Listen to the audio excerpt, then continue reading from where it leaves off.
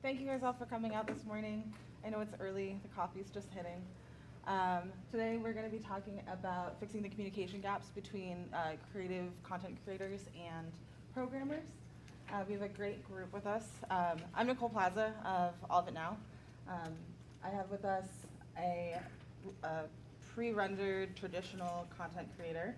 I have a gentleman who works in real-time content, and then we also have Amanda, who's a programmer. And I think between all three of these folks, we're going to have a lot of diverse opinions about how things should flow. And something to note about this group is that until we got onto a Zoom call to set up this panel, none of these folks had ever met each other before. So there has been no collaboration between them. So this will be an interesting conversation. I'll let you guys all introduce yourself. So Andrew, I'm gonna have you kick off. Tell us about who you are, what your work is, maybe how long you've been in the industry, and yeah, that's what we'll start. Sure. I'm Andrew Hildebrand. Like you said, I have an original background in motion design, animation, and worked for a little while in more of a broadcast capacity, and started working more in like tour visuals probably 15 years ago, working originally with Molly Gray, who's also on site. Since then, I've worked on a lot of concert tours, a lot of corporate galas, a lot of corporate events, and starting now doing a tiny bit of immersive permanent installs. Hi, good morning. My name's Amanda Facemeyer. I own a company out of LA called Strangewire, and I'm primarily a media server programmer, mostly in Disguise and Pixera. I work across verticals, so pretty much most people who call me, I don't really turn them down. So music, a little bit of touring, a lot of corporate this year specifically, fixed installs, as well as virtual production. I've been in the industry for about 10 years, and I got my start first in lighting as a lighting tech, and then a little bit of board operating, but then I actually came to media server programming through being an LED technician. And I worked for a company out of Atlanta where we did a lot of music festivals, so I got into system design through that. Basically, I didn't have a mentor, I just kind of had to figure that out, and that was a really interesting experience. So I look back at some of the systems designs that I used to do now, and I'm like, oh, those are really bad, and it's kind of nice to see, I don't know, it's just sort of been nice to see that growth. So I kind of basically say I do part media server programming, part systems engineering, and then lately it's been more screens producing, less formally hired, and more like I've been put in a few positions where I've gotten to the gig, and I'm like, oh, we actually needed to do some of this before we got here. Cool, all right, we're gonna do this now. So, yeah. Hi, good morning. I'm Vishal, also work at All of It Now. I'm a Texan. I was, fun fact, first generation framework new talent list, so the first time it had ever come out. So thank you to all of you. And yeah, I'm a real-time technologist. Primarily kind of came into the industry like with Notch as a skill because Ben Nicholson taught me. And yeah, I'm kind of just using that now to be a screens producer, a collaborator, and trying to just kind of bridge creative teams with crazy technical ideas and making things happen on screen. So yeah. So all three of these folks work as screens producers as well, not because that's the job that they sought out to do, but kind of the job that came out of necessity based on the conversations that we had, that role wasn't filled. So can you guys tell me a little bit about what being a screens producer means and how your role changes from job to job? Yeah, maybe start. Cool. Yeah, I think to me at least, I feel like it's been a bit of a ebb and flow role. Like I read Laura's book and I was like, okay, cool, this is like very like, this makes sense. I feel like this is what's needed, you know? And then you actually get out into the wild and you're like, oh, like, I'm not like the best video engineer, but he's really good. Like, I don't think that's part of the job's really needed. But there's this hole where like, people are not really understanding how to, get the visuals out on the screen, or like, what pixel map they should be building to, or that the size is not matching the physical density versus the pixel density, and they're not understanding that. So, I just feel like it's kind of the whole pipeline, from where the content's being created to where it's getting there. But to me, at least, it's been every job's different, and I feel like I'm just kind of filling in where the information and the necessity is to be that screens producer. Is like keeping the information traveled so that the entire team, is streamlined. That was great. I feel like I don't have much to add to that. That was perfect. You hit the nail on the head. But I guess for me, just purely personally and anecdotally this year, a lot of what I have been encountering in the wild is, in addition to collaboration and necessity, is I have been seeing kind of a misunderstanding of how large canvases need to be managed in terms of content pipeline. And there's a talk on that later today that I'm super excited to go see. As well as, it's just kind of, I feel like everyone's been really stressed out and there hasn't been like a ton of pre-production or planning where it needs to be. I'm seeing a lot of teams like really rolling from one gig to the other and just kind of trusting that when they, they're gonna throw a bunch of stuff on the truck and when they get there, they're gonna figure it out. And I've seen that both succeed and fail this year. So in addition to everything Michelle said about collaboration and keeping everyone talking in terms of all your different departments, engineering, media server programming, content, I think it's also just kind of been trying to identify where I think issues are going to be, preferably before we get there, and dealing with that specifically, I guess, from like a resolutions are increasing. How do we educate our teams and how do we get everyone to collaborate around those ideas specifically? I'll say that I've never invoiced for the role of screens producer. So I've never had the official title of screens producer because a lot of projects that that role just isn't a line item at all. I just end up filling the role of the in-between person of screens content and the show programmer because I just over the years have gained knowledge of what their needs end up being in order to run their timeline as efficiently as possible, to queue things properly the way they need to be. And so yeah, I think it's a role that would, the entire embed space would benefit from clients understanding the importance of the role of a screens producer. So you all worked across like a bunch of different types of shows, from concert tours to permanent installations, immersive installations. Where do you see the communication breakdown happening between creatives and programmers? Where is it most often happening?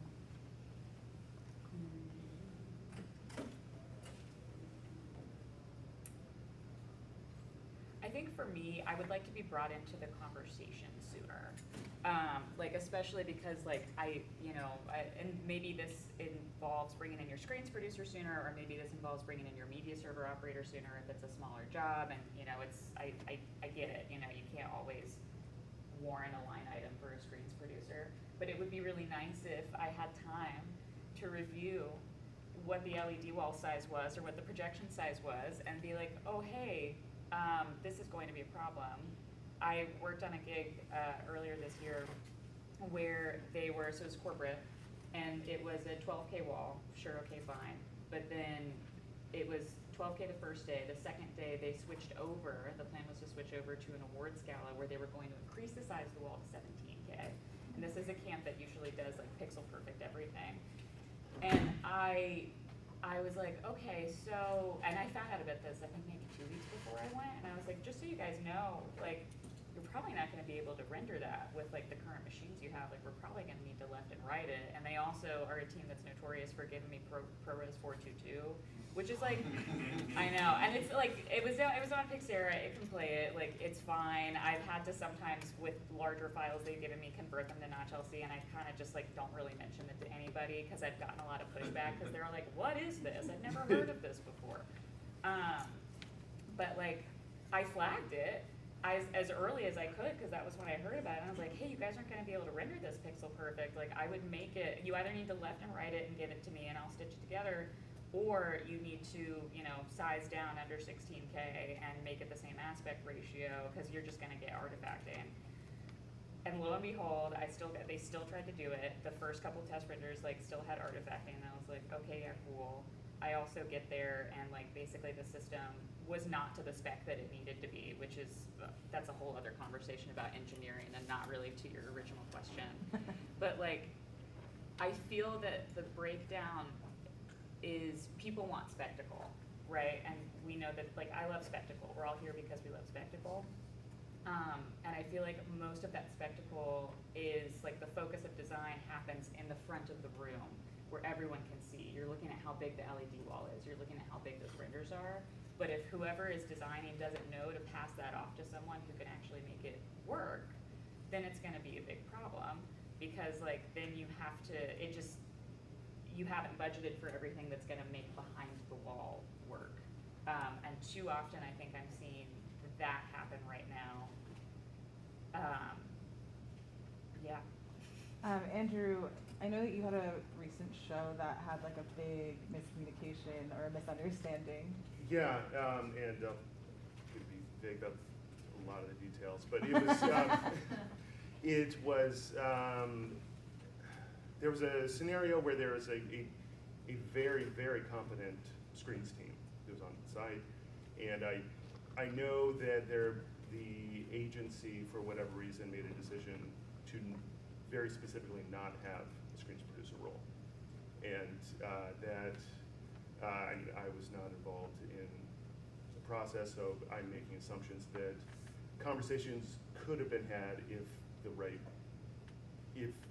competent screens team had been able to communicate properly with the content team. As a result, there were pixel map issues that ended up requiring the physical moving of LED screens to match the way that the pixel map had been rendered. And it ended up, as far as the audience knew, I mean, it all worked, and so I'm sure, I doubt that anybody in the audience had any knowledge that anything had happened at all. But that could have just as easily been not the case if the pixel map had been different, if things had been different. And moving of physical structures in the room after the room has been designed and set up is a luxury that a lot of projects can't afford. And so that's, yeah. So that's a situation where if the proper communication would have been facilitated and not interrupted by the client, basically, I'm positive that the people on site would have solved it far, far in advance. Yeah, I agree. I think the disconnect is a lot of content creators are looking at this like 2D image and they're not really visualizing like in their head like where it's going, you know? And I think that's why I'm like previs. And you know, like we talk to you guys about this, but like I always deliver an After Effects file like with the previs and the file specs and everything as the screens producer on the project, because I think that one, you're the one that's done your math and you've checked everything and you put it in Blender and you've UV'd it and you've been like, okay, cool, this makes sense, because sometimes it's not one-to-one. And two, like the frame rate set, you know, you have a little note in there for what version it is, so when you go over to the creator and you're like, hey, that's version 2 of the previs, like the pixel maps changed, you know, there's quick ways to doing that, and that's just like, I don't know, 4 to 5 less renders on site that you're not pushing to the server. That's time you're winning back, you know? So I think I think it's really up to us as screens producers to make sure that the creators really understand where they're building too. Amanda, from like the programmer perspective, what's the biggest misconception that the content creators have about playback and programming? I actually sometimes, I feel like, especially on the corporate stuff, I feel like sometimes I will get re-renders when I actually would have preferred to fix it in server. Like the server actually has a lot more tools than I think people realize. And sometimes it's even faster for me to do that instead of re-render, assuming it still aligns with the creative. And then transfer times. I mean, we've all had it, I'm sure, where like someone hands you a drive like 10 minutes before something's supposed to play, and I'm like, I mean, it might make it over to the whole stack, but even then, like, we don't know if it's gonna be right. Like, I don't have time to look at this. Was there anything else that we talked about in our Zoom call? I think just like scale. Yeah. And like I think this spectacle, like people just wanting mass, like bigger is better apparently. Yeah. We're definitely, it feels like we're in a bigger is better territory right now, and with, you know, specifically with LED walls, I guess I'd say, like with pixel pitches getting finer and finer and having these high resolution panels, like what might have been an easy design, not easy, but what might have been a much more manageable within the media server budget design, you know, 5 years ago, you don't have maybe those same panels that you expect, and so now you have a higher resolution panel, and so you might be in a situation where the designers are like, but this is what we always done. It's like, okay, but this is not the same panel that you rented though. And so that's why this is changing. So it just having people understand that like, now we're in extra media server territory. Now we're in extra content rendering time territory. Like I need to have a content machine with a 10 gig NIC so this can all make it over in time. Just like, it really does kind of push, I think, your average server programmer into, at least for me, into kind of like more of an engineering standpoint where you have to understand like this is how long the data transfer is going to be, this is like what the edits are going to need to be. I, you know, also on that same job, that was my nightmare job, was like, hey guys, we're actually surpassing, we need more machines. Like I showed up and we had to go buy more machines. That was terrible. But it worked, you know. But yeah, I think with those conversations, with that, it's kind of just like having people understand, like, if I had to bullet line it in terms of action items, bringing your screens people in earlier so that they have the autonomy in order to make those decisions, identify a potential problem, make the decision, because then it's going to be better for everyone. It's not just our team. You know, I'm sure it was an all hands on deck to do the screen move you were talking about. Well, I mean, that was solved by the union labor getting on scissor lifts and moving the LED, so it actually wasn't a content change. that I'm aware of. But speaking to getting screens involved early on, I do find that I'm, like, as content creator, sometimes, like, even though maybe we're just slapping things together a month in advance, which is not always a lot of time considering the amount of drafts that need to be put together, the show programmer, the screens team, the people that will be on site physically pushing the pixels onto the screens, at that time are probably on site with another gig on fire for a totally different reason. Yeah. And so there are many times that a conversation would benefit both parties but can't be had just for scheduling.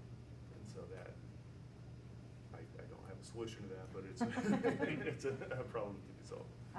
Andrew and Vishal, coming from the content creation perspective, like what is the misconception that the programmers have about how the content's made?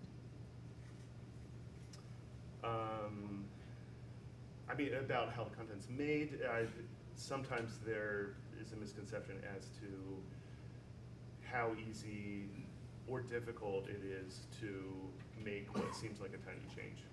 Sometimes something needs to be repaired in the content, and I mean, sometimes that is a 15-minute change, and the file can be given over. But the programmer might be afraid to ask, is like, oh, you got to re-render this. Is this like an all-night thing? It's like, no, I can spit this out in 10 minutes. Like, just go ahead and tell me, and we'll fix it.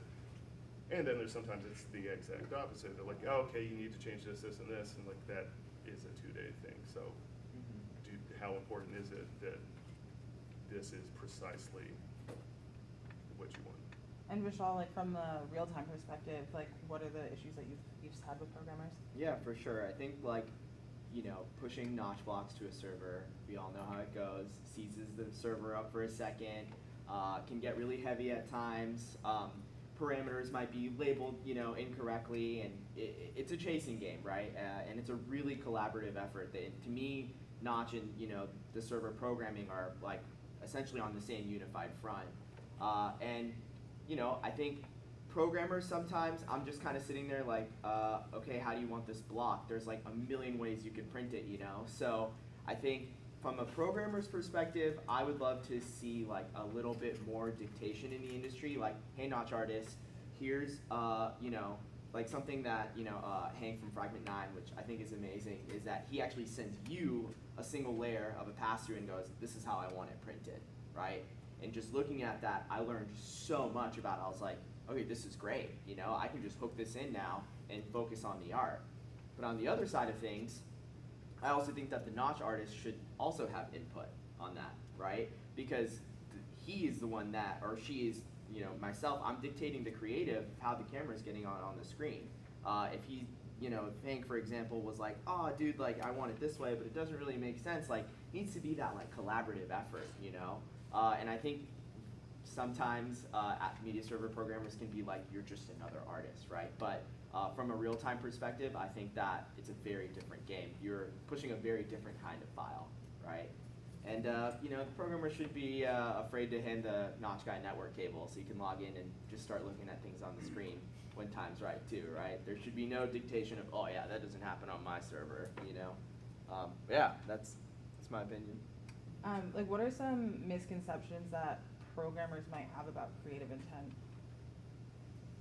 And I think, Amanda, you had like a really fresh perspective on like being a programmer. Yeah, so I mean, pay me my day rate and watch me have no opinions about how your content was creatively made.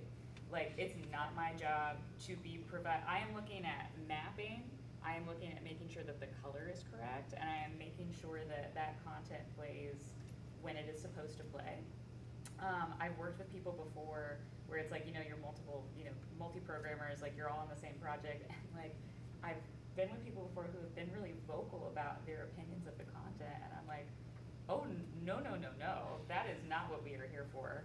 And I don't know, I think it's kind of funny, because it's like, you've missed this entire creative process, like you actually don't even know it feels presumptuous to me. It's like, you don't actually know what the intent is here.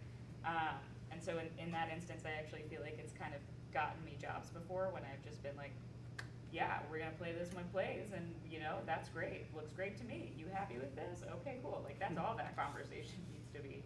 I think sometimes that maybe comes from a place of people wanting to be creatives or like wanting to do that, and like that's great. If you are not exactly in the role you want to be, I totally understand that. But it's there's a time and a place for you to offer opinions on content, and it is usually not when you are the media server programmer, unless someone has specifically asked you what you think about something, or if where a keyframe should be, that kind of thing. That would also be my biggest advice to anyone who's coming up in the industry that may not have as much like on-site experience. just don't. Keep your Just mouth don't. shut. It's actually so easy to just not. Well, and anybody can have a brilliant idea, and they don't even have to be on the video team at all. The janitor could have an amazing idea, but when time is under lock and you don't have time to chase every idea that may or may not work out, there has to be some kind of order of operations to decide what is that, well, the client has asked for this change, so yeah, we're gonna make that change. Somebody along the line, show programmer or whatever, thinks, well, I don't really like this. Well, the client has approved it. It honestly doesn't matter whether you like it or not. Have you guys ever delivered content and like got on site and it just like did not look like what you expected?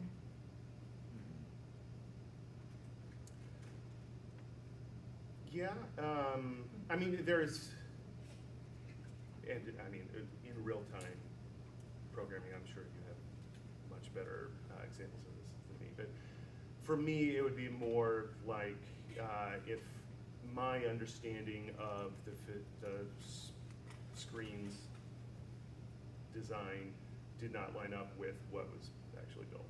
And so if I've laid something out in a certain format and didn't realize that maybe there's actually Z depth in between the screens there, even though the design was showed to me, the screens are lined up horizontally, but there's some significant depth on the stage that ends up affecting how things look in the room that I hadn't planned ahead of time.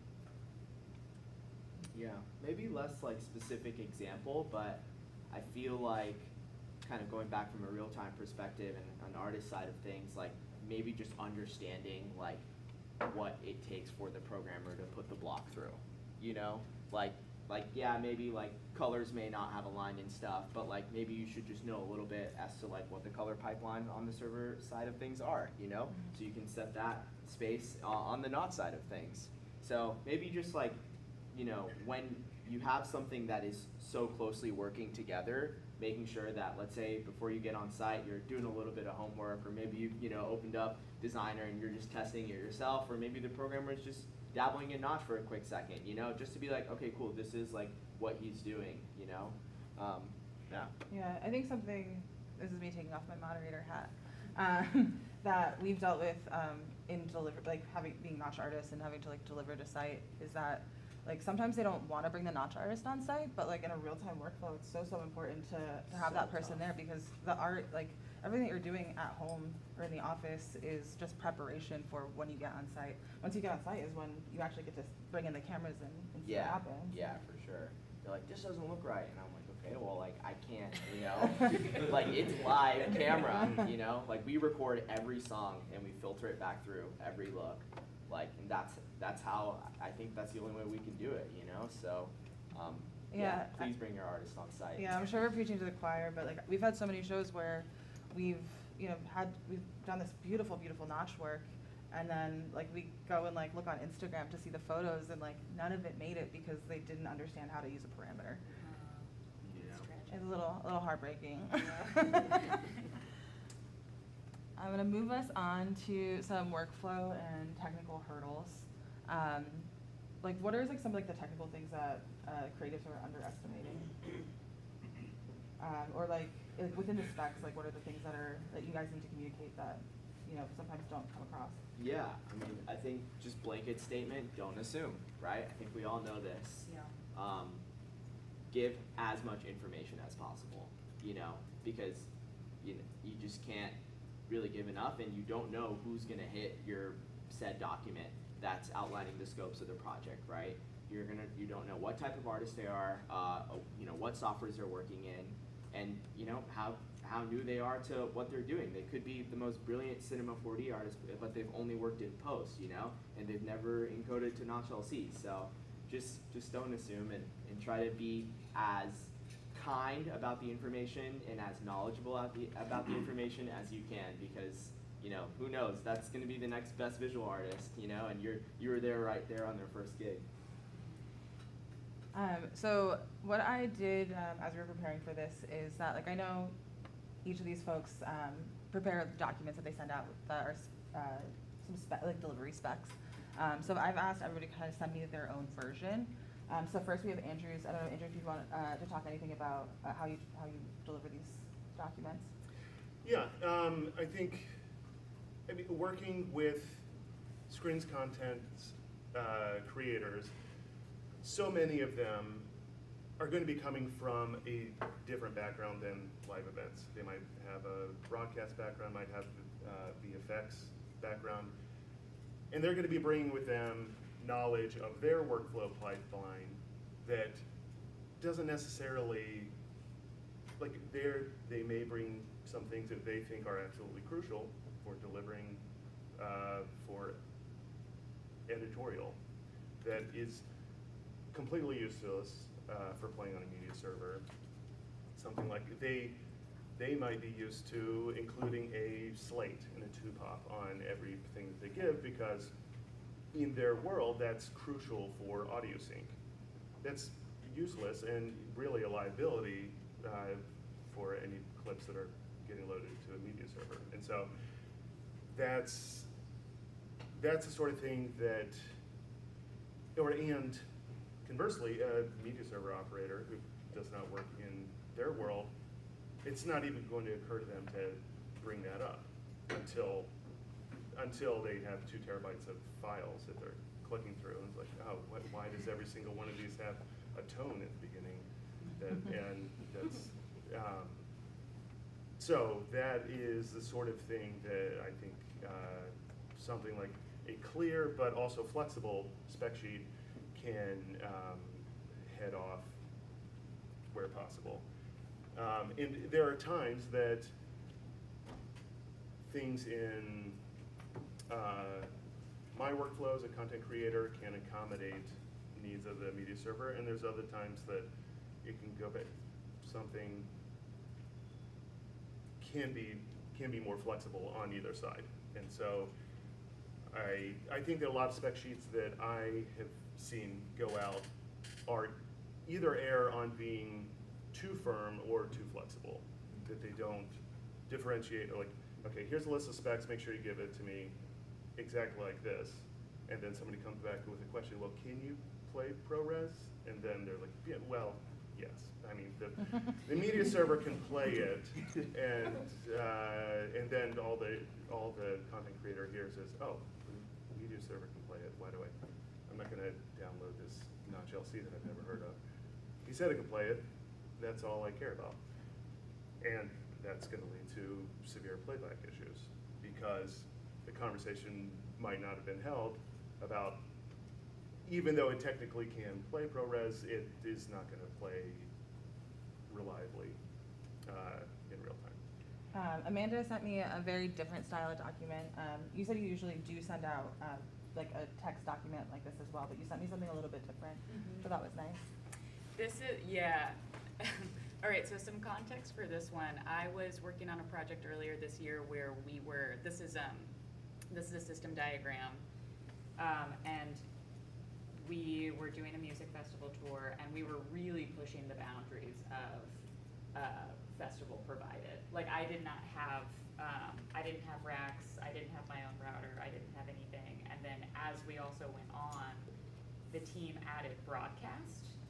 So a broadcast element, we were overlaying graphics to the live stream for these festivals, in addition to also controlling the show. So it wildly increased spec, and that was when I kind of went back to them, renegotiated, and I was like, hey, I am a screens producer when I have to talk to the broadcast truck, like, and coordinate a lip sync test with them now, because we're capturing stuff through the server to send out. So this is like, we also had, we had monitors on stage, because our show caller, who was calling the lift, wanted to be able to see what broadcast was seeing, which I also thought was weird. I was like, you guys just want like a spy cam so you can see? And they're like, no, we're used to it by now. I was like, okay. But yeah, so this is kind of how because the flip side of this is we had an advance, but it was like a 2-page long advance. And I knew when I sent it out, I was like, no one's gonna read this. Like, maybe if they're good and they're actually doing their job, but my assumption is that the advance doesn't get read. And so specifically for broadcast people and engineering-oriented people, I was like, I need to present this information in a slightly different way so that someone's brain doesn't just look at a 2-page long block of text and just shut down. Because we weren't the headliner, you know? Like, so I was basically like, she was just charming her way through that one. I just had to be really nice to people and hope that they were going to get me what I needed, because our entire show relied on that. So this way I tried to just make it as clear as possible. Did my little color coding and all that. But yeah, so I have this plus the list of requests on the side. Yeah. And then Vishal has another different workflow in how he communicates, less PDF focused. I love Notion. But yeah, table of contents really helps, because then, you know, if I'm sending an email off to just a specific content creator, I'm like, use the file naming section, you know?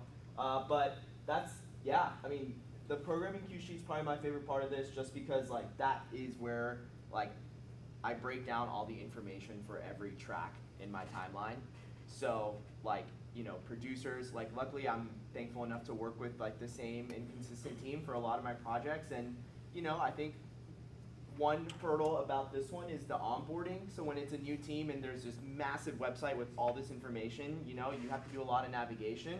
But once you're on that like first or second job, or you know, second or third job with that person, they're like, they know exactly where to go. They're like, hey, when's the Notion coming out? You know, when's it dropping? So yeah, that's kind of my workflow. And like, I mean, I have video directors in this now, like typing in notes, and it's really cool to get everyone to live and breathe in this like one website, this one document, you know. And it'd be a living document. And it's as a well. living document, and it doesn't really ever die, and it's a, you know, website with the show name in it. So yeah, really has been helpful for my process. We're running out of time, so next year we'll do a talk on bridging real-time and pre-rendered content pipelines. But I will bring you guys to, oh gosh, we're cutting out a lot, we talked. Let's go to Q&A, if you guys have any questions for our panelists. Molly, and then, one second, before you start, Yeah. reminder to repeat her question back so that people Thank you. on the web can hear. Yep. So when I've been screens producing for a while, been fortunate enough to work with Andrew Hildebrandt for decades. And when we started out, it was inconceivable that we would deliver a piece of content that wasn't absolutely as we intended it to run. Now, with Disguised having, or media servers having so many tools, I feel like I'm seeing more media server programmers, like I can just fix that, and that used to be a big no-no. How do you guys feel about that shift? Don't forget, summarize the question. Do you want to go? Sure. I think the question was along the lines of fixing things in the media server versus fixing the actual file.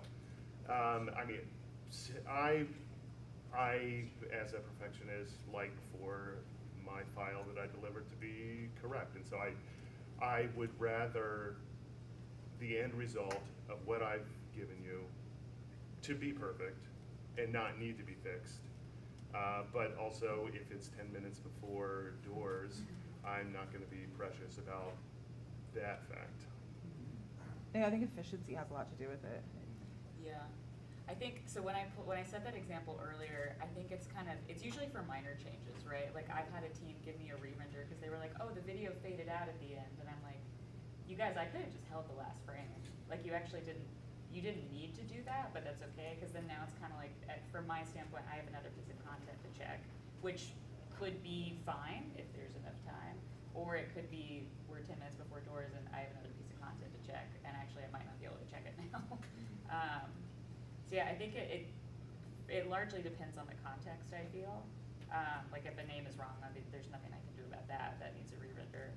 But if it's something small like that, I don't think there's always an understanding of like, oh, what can't be done. Like I can't hold the last frame. It's not just gonna play like how it plays on the machine. Like it's, you know, there's stuff we can do here. So yeah, I guess it's like a mixed bag. Will you dial in vibrance? Only if I am asked to, but yes. Next question. My name is Sean Hooper.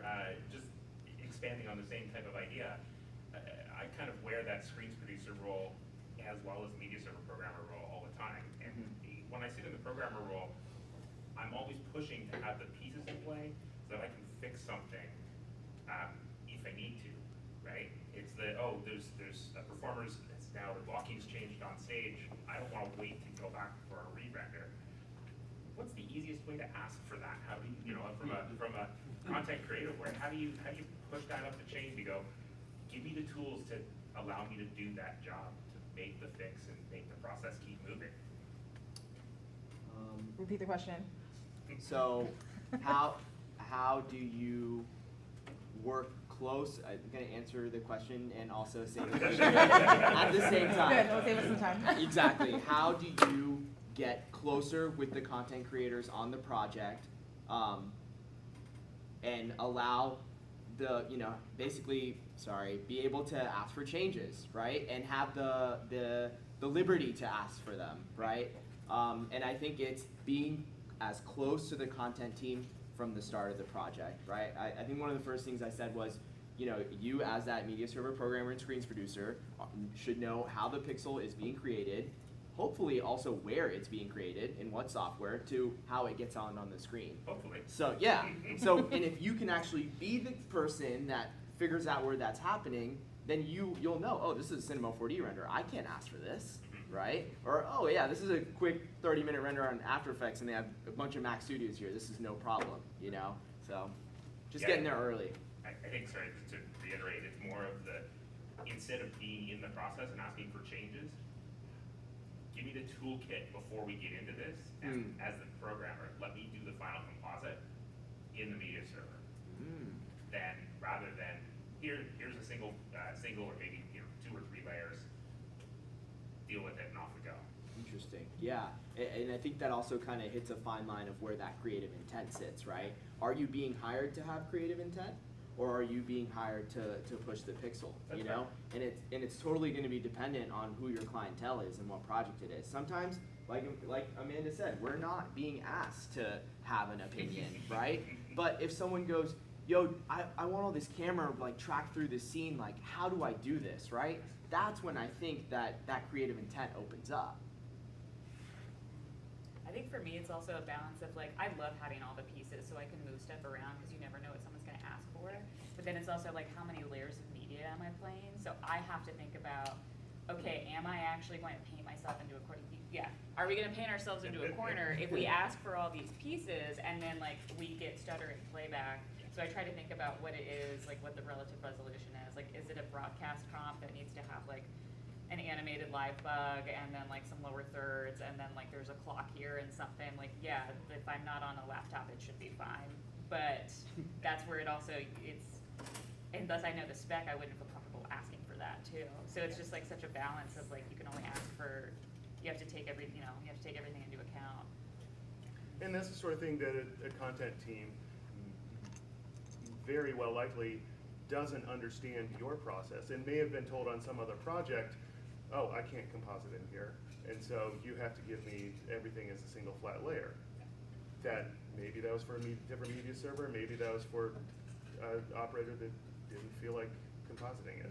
And so sometimes there is some amount of education that in conversation, handshake needs to happen with the content team to understand your ideal implementation. Bateman, I see your hand up. So, as Amanda knows from my trainings, I will beat the drum of the codec choice is the single most important decision to the success of a show. I think it's, there's no such thing as the right codec, there's just the right codec for this job. And I think one of the things that I've seen is that, Joe video programmer, Jane video programmer gets on site and has to do a show, and they haven't been a part of that decision-making process. And so someone's breathing down their neck and saying, why can't this file play back? Why is it stuttering? Why is it doing this? Because Bob from marketing gave them a flash drive and just said, play this back, please. How do we, as an industry, make those conversations happen on the smaller stuff where it's a lot harder for Jill or Bob, video tech, to be in those conversations where there's maybe not a creative director with a spec sheet, right? There's not that level of sophistication for some of the smaller projects, and yet some of those smaller projects I feel like are the ones that at least I get a lot of calls about of, this video's stuttering, why does Pixera not work? And it's well, it's an H.264 file, so that's why it's not working. But, that conversation had to happen 6 months ago. So yeah. So the question is, how do programmers stay in control of what codec is used on the shows? By chasing the content creators down at the beginning of the process. As soon as you're hired, who's making the show? You go find that person and you give them your document, Yeah. But is that a question of education on the content creator side or of more acceptance for a screens producer role? Well, no, And now repeat the question. Yes. Yeah. the question was, but is that a question of proactivity on the media server programmer side versus advocating for more screens producers roles early? And I would say. Or more education on the content production side. Yes, and more education on the content production side. For me, I think I would, if we have to black and white it, I would say advocation for the screens producer role, because then it starts entrenching that into our industry, and then like you see repeatability, and even on smaller shows, it would like start to get people used to line iteming that. At the same time, I also know it might not be realistic. Nothing drives me nuttier than when someone like brags about their GPU and then hands me like a ProRes video. Like, you know what I mean? I'm just like, okay, you guys, and then it kind of puts the onus on you, and then you have to do client education. I'm like, if it's a small file, it'll be fine, but you never really know. Anyway, Yeah. if I had to black and white it, I would say screens producer. What about you guys? I'm kind of in the, like, I work with a lot of teams who have, like, maybe this is their second or third live show. Like, that's happening right now. They're super talented, but I feel like educating them is only just making them more talented, and, you know, you're doing the next generation. You're pushing boundaries that way, right? Because you're now seeing a completely different perspective of someone who's never done this before. So I'm a huge proponent of, like, don't assume and educate, you know, whether you're the programmer or the screens producer. Like, we are the people in this room that know that knowledge, right? So why should we not give it? Phil? Hi. So I had a question, two questions actually. So one was similar. How do you advocate for that role knowing that money is an object, right? Like the reality is screen producer role makes 30%, whatever more than a show programmer. They're off and on for a lot longer time. How do you have that conversation with the client? And then the second question is, how do you guys view, great panel by the way, how do you guys view transitioning the screen producer role from a role that is viewed as the other half of a programmer hat to a senior leadership role? Because like in my perspective has been many years that it's actually a senior leadership role in a show production point of view. And how do you guys view that transition? Or do you? I wish I had. Oh, I'm sorry, gotta restate. Yeah. This is like a drinking game. Like, can you remember to repeat the question? Yeah. When budget is, sorry, apologies if I'm not representing your question correctly. When budget is playing a major role in the client's decision of giving the screens producer role, how do you properly advocate for the importance of it? Yeah.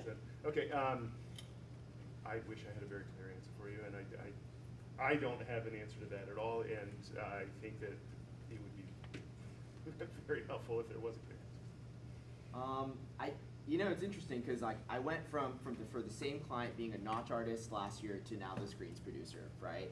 And I think a lot of it was finding key moments with a client of being like, hey, you see what I'm doing right now?